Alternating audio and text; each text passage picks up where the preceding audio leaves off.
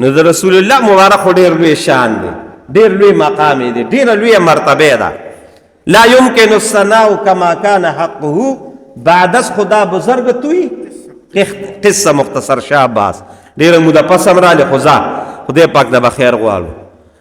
ناممکنه ده چې موږ د رسول الله مبارک شان بیان کړو، خو هغه شاعر بس ډېره مزیداره خبره بیان کړې ده، وی بعد از خدا بزرگ تو یو قصه مختصر، وی خبره په دې باندې ختمه کړو چې د الله رب العالمین نه په دې کائنات کې پس د چا مرتبه دغه د محمد رسول الله ده.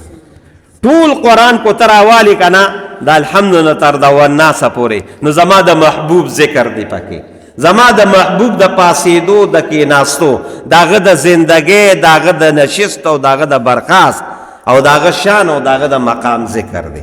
ګوره دا یاد ساته زیارت ګل حاجي صاحب چې کله د انسان په زړه کې د چا مینه محبت کینی او د هغه شان او مقام هغه ته معلوم شي، نو خود په خود په دې زړه کې د هغه محبت کینی چې د شان او مرتبو ته پته لګي. لکه موږ به د دې خپل ځای د علما یاد کړو، د هغوی شان او مقام، مطلب مثال په طور به راته ووایم، مثال په طور زموږ د دې خیبر پښتونخوا لوی عالم مولانا محمد ادریس صاحب دامت برکاتهم، تا د هغه علم منلی دی، تا د هغه تقوا منلی ده، تا د هغه پرهیزګاري منلی ده، نو د هر چا په زړه کې د هغه مینه محبت پروت دی، مینه محبت. نو که ته د یو انسان هغه کمالات ووینې، د هغه مقام، نو ستا په زړه کې د هغه محبت نورم زیات شي. اوس د رسول الله مبارک شان ډېر لوی دی، خو دا زموږ کم فهمي ده، دا زموږ قمقلي ده، دا زموږ نالایقي ده چې موږ د رسول الله مبارک شان په صحیح طریقه نه دی کتلی، نه مو اورېدلی دی او نن تپوس کړی دی. تاسو کو دې صورت انشراح باندې صرف سوچ او فکر وکړو که نه، او لږ د دې دا مقصد په دې ذهن کې کېناسته، نو مړه ټول قرآن خو ډېر لوی مقام لري، ډېره لویه مرتبه لري، ټول قرآن دقه شان د رسول الله مبارک د صفاتو نه ډک دی. او چې کله د رسول الله مبارک سره محبت زیات شو، مینه زیاته شوه، دا سړی په دنیا کې هم کامیاب دی او په آخرت کې هم کامیاب دی. الله په قرآن کې په یو ناشنا انداز باندې اعلان وکړ. ګوره دا تاسو چې جومات ته راغلي یې، د چا د رضا دپاره راغلي یې؟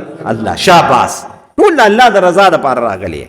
او دا وایه چې د الله سره زمونږ مینه پیدا شي. څه پیدا شي؟ محبت پیدا شي، مینه پیدا شي. هر یو کس په دې راغلی چې الله زما نه راضي شي او زما مینه محبت ورسره پیدا شي.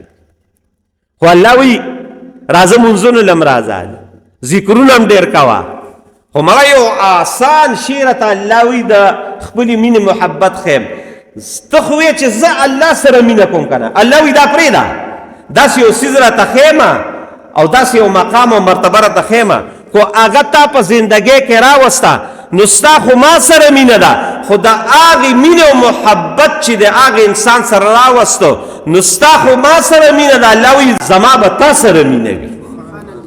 یار لږ سوچ وکړئ، دا الله وایي ګوره په یو عجیبه انداز یې ویلي، قل ان کنتم وایه تحبون الله فاتبعوني یحببکم الله. الله اکبر، قسم په خدای دا آیات چې کله زه یم که نه، زه یم ای د الله رسوله ستا څومره لوی شان دی. الله وایي قل ای د دواړو جهانو سرداره یو خبره اعلان وکړه، پبلیک اناونس کا، دې ټولې دنیا ته ووایه چې ان کنتم تحبون الله، خو تاسو وایه چې موږ د الله سره محبت وکړو، نه الله وایي زما محبت پرېږده، فاتبعوني د دواړو جهانو سرداره ته ورته ده ووایه چې زما تابعداري وکړئ، ما سره مینه وکړئ، ما سره محبت وکړئ، یحببکم الله، ستا مینه الله وایي پرېږده، الله وایي زه به سره مینه کوم. الله اکبر، الله اکبر. نو زما عزتمند ورونو، د رسول الله صلی الله علیه وسلم سره مینه محبت کول، دا د الله مینه ځان ته راوستل دي.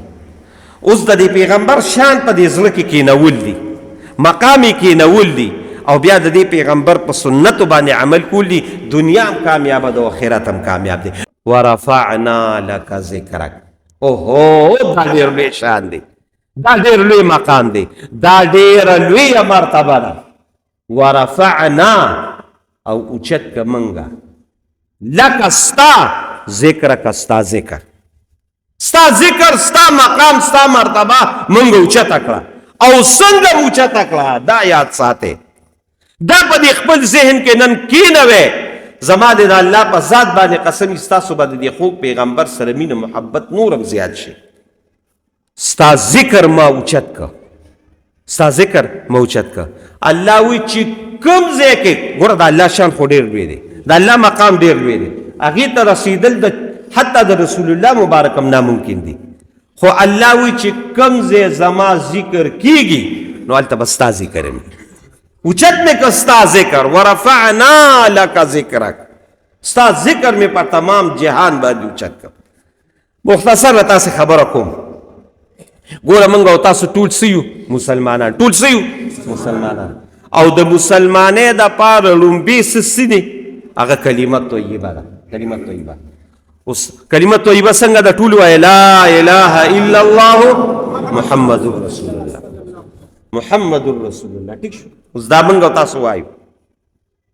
اوس لا اله الا الله ډېر لوی شان لري، ډېر لوی مقام لري، ډېره لویه مرتبه لري. خدا یاد ساته، یاد. او دا نن په دې ذهن کې کینوي چې یو ځل نه، سل ځلم نه.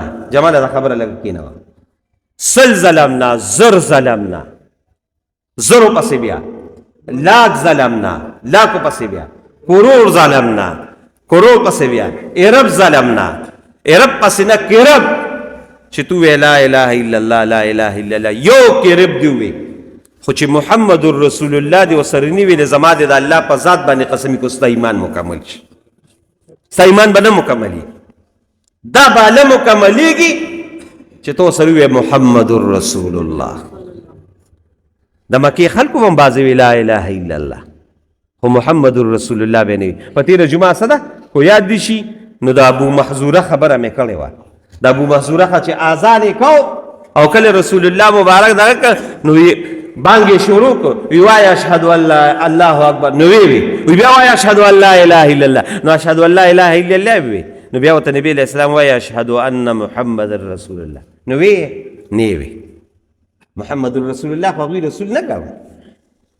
خو بیا له تاریخ دی او بیا له موضوع ده. خو به هر کیف نه نبي علیه السلام ولې دا څه ټوکي ونیوي وایه شابه. نو هغه یو ځل وي، بیا په درېیم ځل وایي، نو په درېیم ځل نو ما تاسو ته په تېره جمعه ویلي کو تاسو یاد دي. رسول الله مبارک ورته وي د اوس نه راواله تر د دې دمه پورې، دې دم نه راواله تر د قیامت د ورځې پورې اذان کې به اشهد ان محمد رسول الله څو ځلې؟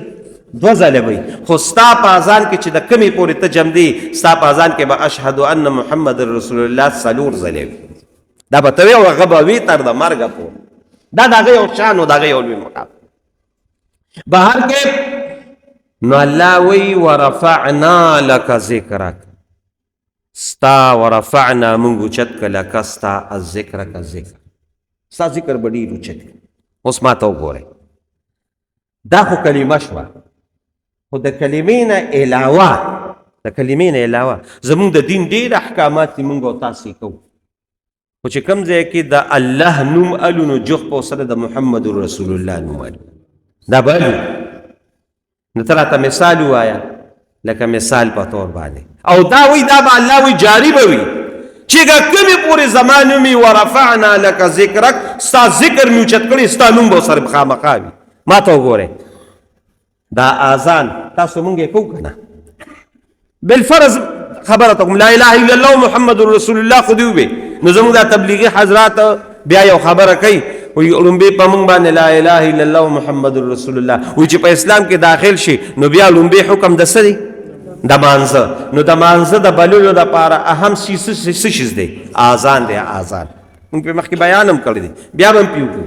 اوس اذان بس تا کله مکمل کېږي چې کله ته وې الله اکبر الله اکبر، الله صفت په وکړې چې الله لوی دی. بیا به وې چې اشهد ان لا اله الا الله، اشهد ان لا اله الا الله. اوس چې اذان ته مکمل کې او ستا دپاره اذان صحیح ګرځي نو ته پکې خامخا وې چې اشهد ان محمد رسول الله، چې د الله نوم دې واغېشتم د رسول الله نوم به ورسره خامخا لې. الله وي ما ستا او دا اذان یو عجیبه خبره وره، او دا څه ده؟ ستاسو د ساینس خبره کو، دا ستا دا ساینس وي او ستا دا ټکنالوجي وي او ستا دا خبر رسا ایجنسی دا وي چې کوم د دنیا اوس ټیکنالوجي ده هغه وایي د الله شان ته ګوره چې په ټوله دنیا کې 24 ګنټې د اذان د اواز روان دی دا ستاک زندانان وی ګورئ دا د کتابي خبره نه کوم شروع یې څنګه کیږي د ټولو نه لومبې سار چې په دنیا کې راځي د دنیا مطابق چې دوی کوم کمپیریزن کړی دی شمارې کړې ده نو لومبې سار په انډونیشیا کې راځي نو یوه نیمه ګنټه دا سار لګیایي لکه زموږ په دې ملک هم پاکستان دی نو پاکستان کې دلته یو ټیم یو په کراچۍ کې زموږ ټیم بدل دی دلته چې په 5 بجې بالفرض نور پروزي نو هلته په 5 په 5 به نور پروزي نو د اذان داسې رواني چې زه دلته وکړم نو زما نه یو منټ فرق هغه د پنډۍ به وي پنډۍ دی غالبا بیا د پنډۍ نه خوا یو منټ بل خواب نو بیا بل خواب نو بیا بل خواب نو اذان دلته ما 2 منټه وکړ نو 2 منټه پس مې واپسې د هغه ځای نمبر راغی نو 2 منټه پس د پنډۍ پسې د هغې بل ځای نمبر راغی نو پنډۍ پسې 2 منټه پس د هغې بل ځای نو ستا په دې ملک نو د انډونیشیا نه د اذان شروع شي د سار نو چې د سار شروع شي نو وخت خو دې خوا راځي او د ملکونه ورسره په هغه وخت کې وخت داخلېږي بل ملک بیا نو چې 11-12 ګنټې کېږي نو چې په انډونیشیا کوم سار دی که نه نو اخري اینډ بیا په یو بل ملک یاد که هلته کې نو دلته 9 ګنټې تېرې شوي نو دې 9 ګنټې کې مسلسل د سا ځاني د سار هغه اذان رواني او د محمد رسول الله لفظ ورسره رواني نو چې هلته بیا هغه ځای کې دغه شي دا د سار وخت ختم شي نو دې خوا پسې د ماسپښین هغه شروع شي نو د ماسپښین هغه رواني نو ماسپښین او د مازدیګر وخت ترمنځ خو کم وي نو پسې زر دا بل راشي نو 24 ګنټې د الله او د الله د رسول دا نوم دقه شان رواني نو الله سې داسې نه دی دا مې ستاسو ګوره دا اسجانه زموږ د ذهن کې صرف دا مثال دی چې نور به داسې وي نو الله وی ورفعنا لك ذکرک اوې ما پخوا اوس نه